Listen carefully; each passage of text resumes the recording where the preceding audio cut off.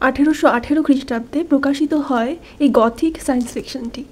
লেখিকার বয়স তখন মাত্র 20 বছর। বলছি মেরি শেলির লেখা ক্লাসিক ফ্র্যাঙ্কেনস্টাইন এই বইটি নিয়ে। গল্পের প্রধান চরিত্র ভিক্টর ফ্র্যাঙ্কেনস্টাইন।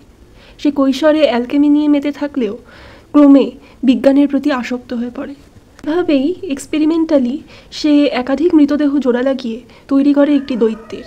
এই দৈত্য এতটাই বীভৎস ছিল দেখতে যে তার স্রষ্টা নিজেই তার রূপ সহ্য না করতে পেরে পালিয়ে যায়।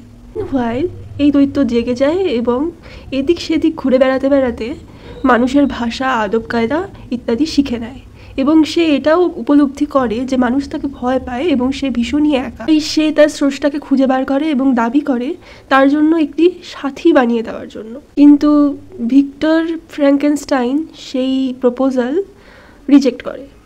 সেই দৈত্য ক্রুদ্ধ হয়ে তার ভাই, প্রিয় বন্ধু এবং নববিবাহিতা স্ত্রীকে হত্যা করে। এরপর কি হয় জানতে হলে পড়ুন মেরি শেলির লেখা এই ক্লাসিকটি। ধন্যবাদ।